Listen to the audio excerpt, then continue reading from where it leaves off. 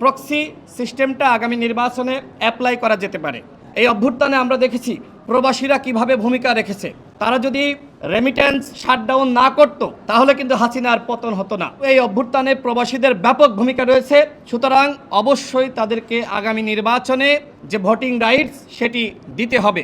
বাংলাদেশের যে আমরা বাস্তবতা সেখানে দেখি যে মা যেখানে ভোট দেয় বাবা কিন্তু অন্য প্রতীকে ভোট দেয়, তার মানে এখানে সিকিউরিটি কনসার্ন রয়েছে।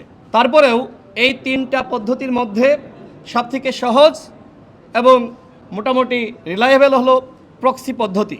নির্বাচন কমিশনের পক্ষ থেকে আমাদের প্রত্যেকটা দলকে এবং যারা অন্যান্য প্রতিনিধি রয়েছে সবাইকে 15 দিনের সময় দিয়েছে। এই সময়ের মধ্যে দলগুলো তাদের প্রস্তাবনা জানাবে। আমরাও বক্তব্য রেখেছি এবং আমরা মনে করেছি তাদের কাছে যে তথ্যপাত্র এবং কোনটার উইকনেস কী রয়েছে, কোনটার স্ট্রেংথ কী রয়েছে সেই বিষয় পর্যালোচনা করে আমাদের কাছে মনে হয়েছে যে প্রক্সি সিস্টেমটা আগামী নির্বাচনে অ্যাপ্লাই করা যেতে পারে। প্রবাসীদের ভোটাধিকারের ব্যাপারে আমরা আমাদের দল গণ অধিকার পরিষদের পক্ষ থেকে সবসময় আমরা সংগ্রাম করেছি। যখন আমাদের মাননীয় প্রধান উপদেষ্টার সাথে বৈঠক হয়েছে আমরা তখনও বলেছি যে যেহেতু অভ্যুত্থান হয়েছে, এই অভ্যুত্থানে আমরা দেখেছি প্রবাসীরা কিভাবে ভূমিকা রেখেছে। তারা যদি রেমিটেন্স শাটডাউন না করত তাহলে কিন্তু হাসিনার পতন হতো না। আমরা দেখেছি জুনায়েদ আহমেদ পলক কিভাবে তিনি এই রেমিটেন্স পাঠানোর জন্য প্রবাসীদেরকে বিভ্রান্ত করছিলেন, তারপরেও কিন্তু প্রবাসীরা রেমিটেন্স পাঠায়নি। যেহেতু এই অভ্যুত্থানে প্রবাসীদের ব্যাপক ভূমিকা রয়েছে, সুতরাং অবশ্যই তাদেরকে আগামী নির্বাচনে যে ভোটিং রাইটস সেটি দিতে হবে।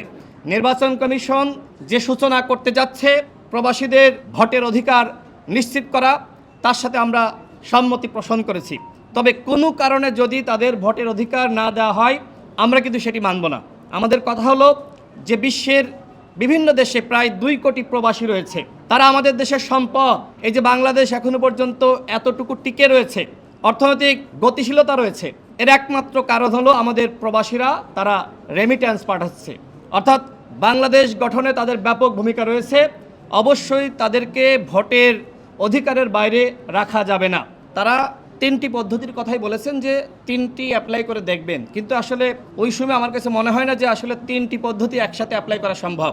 যে কারণে যে কোনো একটি পদ্ধতি বেছে নিতে হবে। তাদের কথা শুনে তাদের যে প্রেজেন্টেশন, কোনটার উপরে তারা বেশি গুরুত্ব দিয়েছে, কোনটার উপরে কম গুরুত্ব দিয়েছে, সেটা আপনিও দেখেছেন আমিও দেখেছি। আমার কাছে মনে হয়েছে যে তারা প্রক্সি সিস্টেমটা অ্যাপ্লাই করতে চায় এবং আমাদের কাছেও মনে হয়েছে যে এই সিস্টেমটাই এই মুহূর্তে কার্যকরী।